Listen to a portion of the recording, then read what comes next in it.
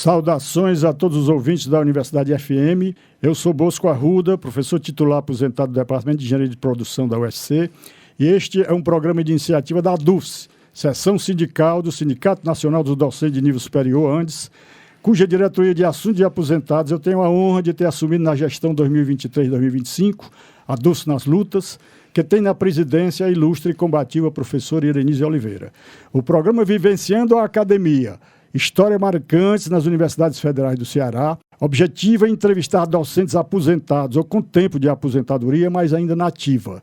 Pretende-se que os relatos de histórias marcantes nas Universidades Federais do Ceará, UFC, UFCA e Unilab, demonstrem a importância dos trabalhos de docentes nas universidades públicas e gratuitas, no desenvolvimento de suas áreas de especialização e dos setores nacionais das ciências básicas, tecnológicas, agrárias e de saúde e humanas, principalmente no que concerne ao desenvolvimento regional.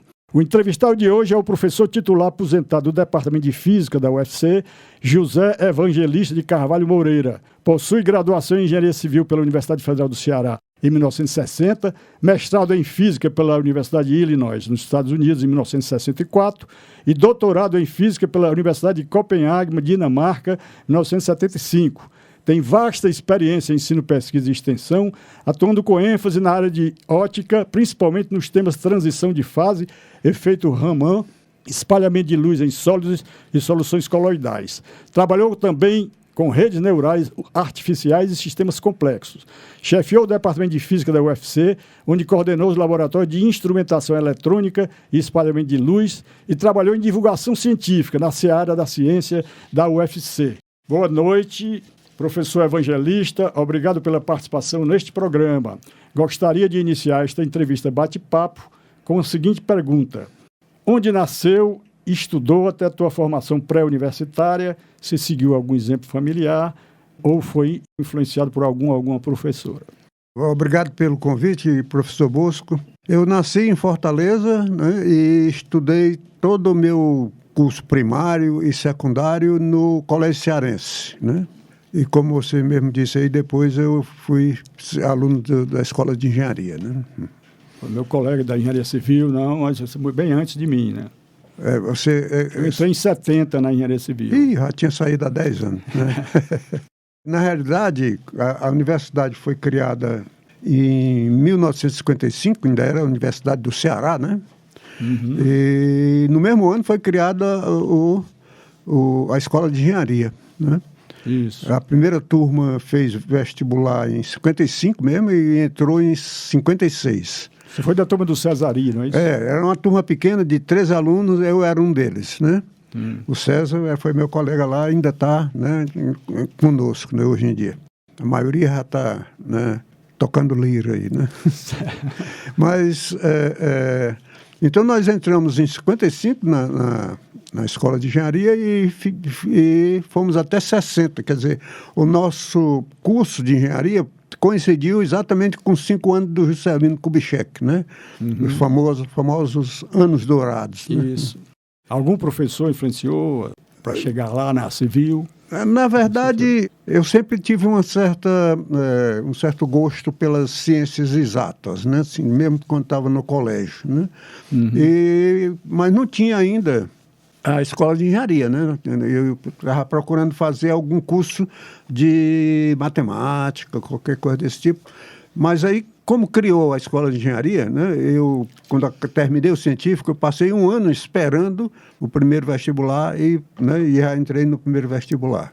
Não houve uma influência de um professor específico, não, mas muitos professores de bons professores incentivaram mesmo nessa área. Realmente também a Escola de Engenharia, ela terminou em 72, né? E eu iniciei aqui na frente das casas de cultura, tinha o anexo, que onde hoje é o shopping Benfica, né? O anexo da gente que eu estudei ali também. Era interessante, mas o tempo já faz muito tempo mesmo isso. A Escola de Engenharia começou num casarão lá em Jacarecanga, na Praça dos Bombeiros ali, né? Hoje nós somos um centro de tecnologia muito grande, né? Com 9 engenharias e tal, lá no PC. Eu também, então, gostaria de saber como é que tu avalias a tua contribuição e de tua equipe de desenvolvimento acadêmico nos campos da pesquisa, ensino e extensão, assim como o impacto dos trabalhos que desenvolveste na UFC na divulgação do avanço do conhecimento científico. Quando me formei, em 60, né, eu era monitor, né, do professor de física, um dos professores de física da Escola de Engenharia. E ele, então, me convidou para ficar, né, como professor auxiliar. Naquele tempo, acho que chamava professor auxiliar, né? Isso. Então, eu realmente nem nunca exerci a minha carreira de engenheiro, porque imediatamente eu já fui contratado pela universidade como professor de física, no caso era Física 2 lá na engenharia, né? Sim. E pronto, aí eu entrei como professor de física. Não havia o departamento de física ainda? Não havia. Quando eu voltei com o mestrado, que já tinha sido criado, naquela época era o Instituto de Física, né? Isso. E eu passei, então, naturalmente, né, da Escola de Engenharia para o Instituto de Física, né? Que depois virou o Departamento de Física, né? E fiquei lá até me aposentar, agora já no começo do século XXI, né? Com relação àquele teu trabalho que é na Seara, você trabalhou na Seara da ciência, mostrando para o grande público, né, a grande importância dos trabalhos da universidade, dos professores. Exatamente. Quando eu me aposentei, aí eu não queria ficar, né, com as mãos abanando, né, e resolvi fazer mais alguma coisa. Então, eu tive o meu colega Marcos Vale, que tinha criado a Seara da Ciência, que funcionava aqui perto, ali onde eram os institutos básicos. Isso. Né? Aí eu vim... Hoje, né? Funciona no PSI. Hoje está no PSI, exatamente. Eu vim como voluntário, né? Professor, quer dizer, coordenador, mas só no papel, né? Mas eu achei muito boa a experiência. Eu fiquei lá até quando chegou a pandemia, né? Portanto, quase uns 18 anos, mais ou menos, fazendo um trabalho que a gente gostava muito de fazer, porque é um trabalho de divulgação para estudantes, professores de ensino médio, ensino fundamental, tudo, né? Sem falar na parte mesmo de divulgação para o público em geral. E nós tivemos uma sorte muito grande, porque nós pegamos uma fase, a gente pode dizer, de bom financiamento, né? Assim, tinha alguma facilidade de conseguir financiamento, de formas que, com a ajuda da reitoria, naquele momento, o reitor, eu acho que era o Ícaro, né?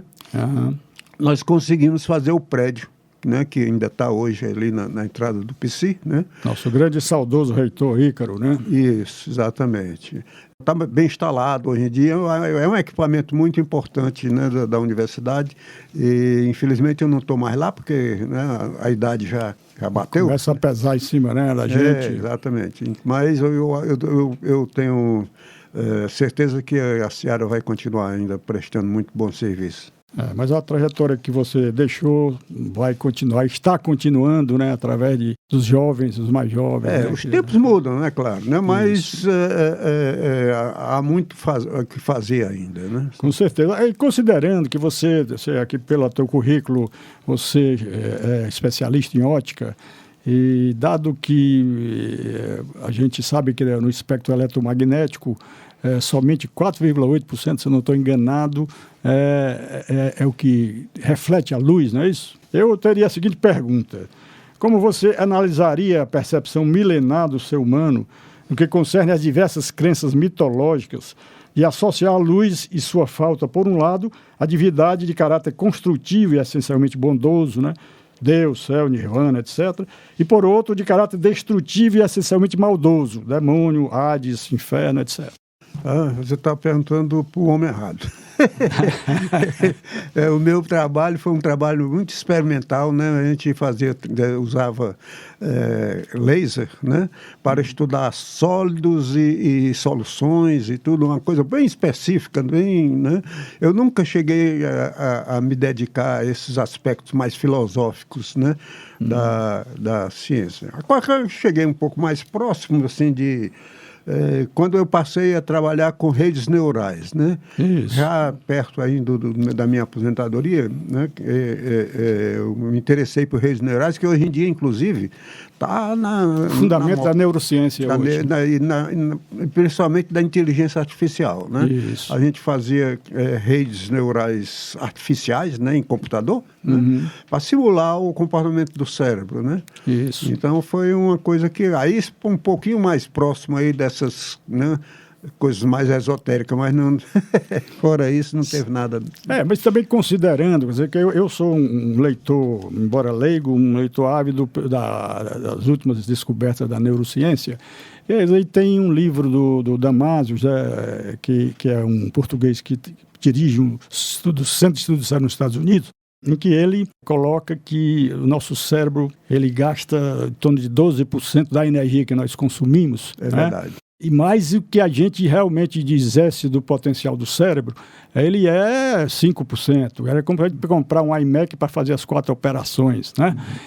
E isso mostra os grandes potenciais que o ser humano tem devido à sua plataforma neuronal, né? De computação, de análise, não só segurar, como analisar os dados, né? Então eu perguntaria a você se você concorda com a frase de que o estudo aprofundado da realidade física universal intensifica o exercício das potencialidades humanas. Certo. Isso é verdade, né? A raça humana, né, progrediu muito no conhecimento, né? Mas ainda há muitos mistérios, né? E nós estamos ainda enfrentando uma série de dúvidas, mesmo na física, né? Que é a minha área de trabalho, né? Hoje em dia tem muita gente chamando que tem uma crise, né?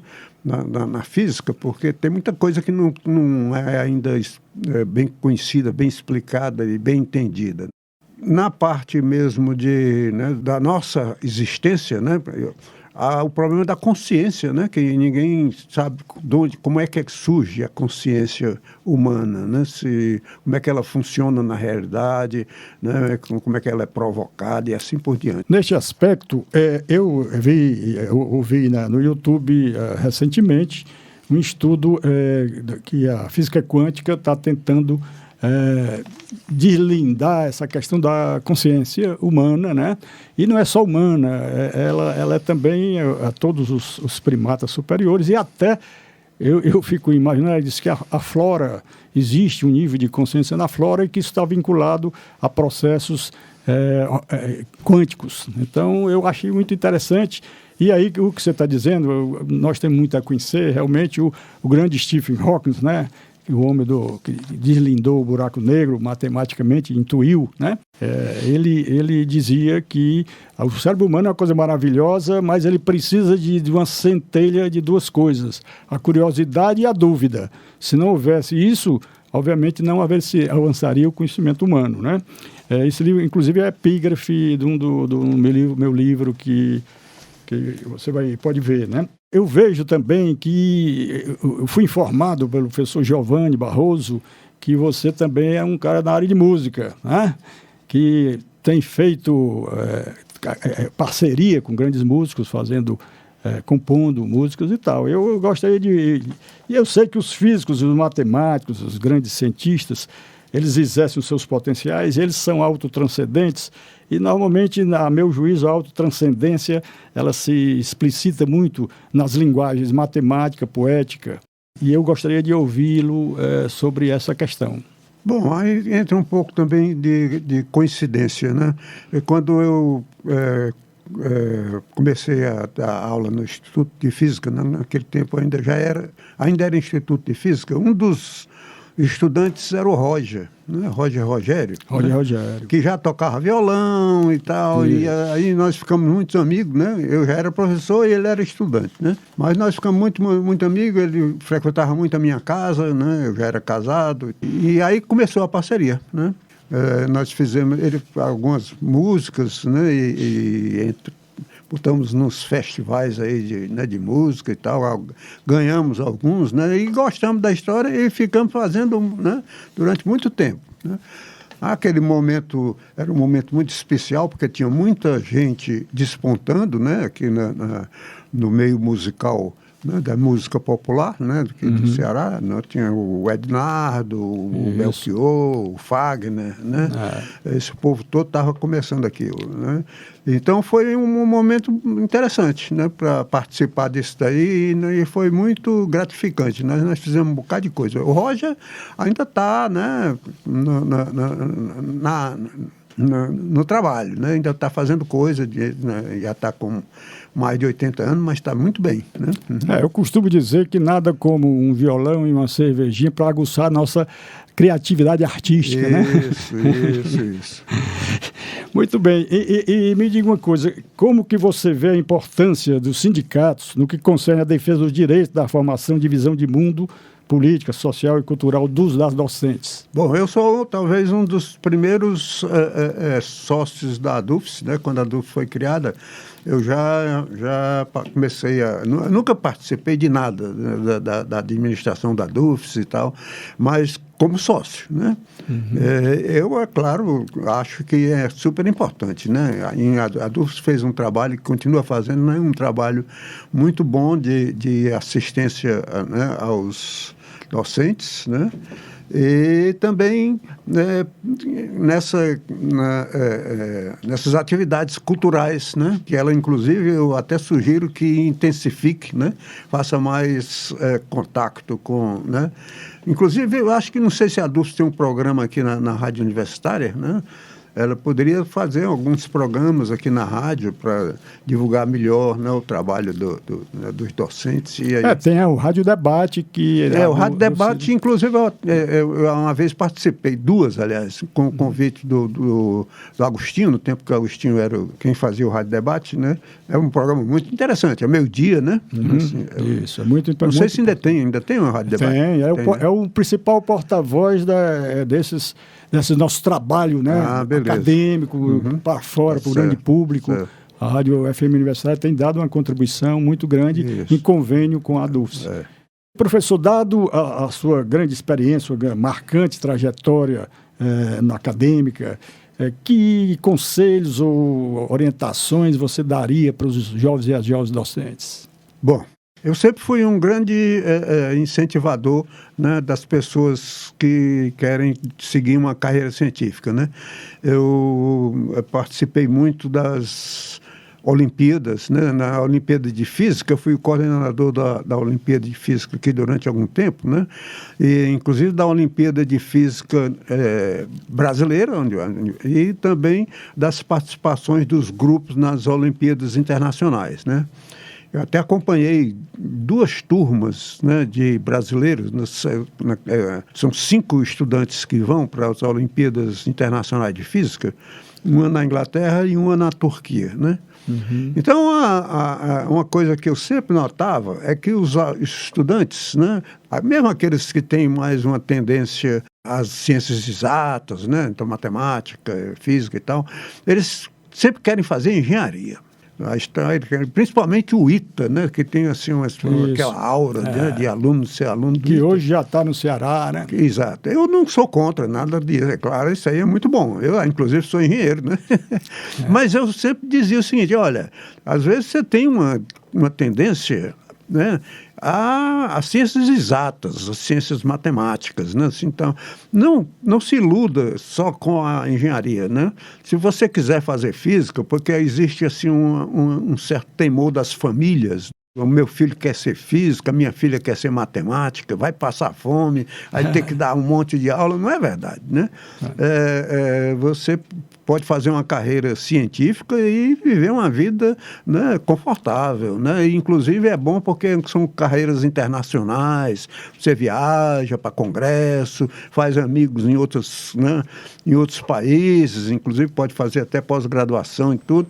Então, isso eu sempre incentivei, né? Eu continuo dizendo, então aproveito até esse espaço agora para incentivar os estudantes que gostam mesmo, né, de estudar ciências naturais, que considerem a possibilidade de seguir uma carreira científica, né?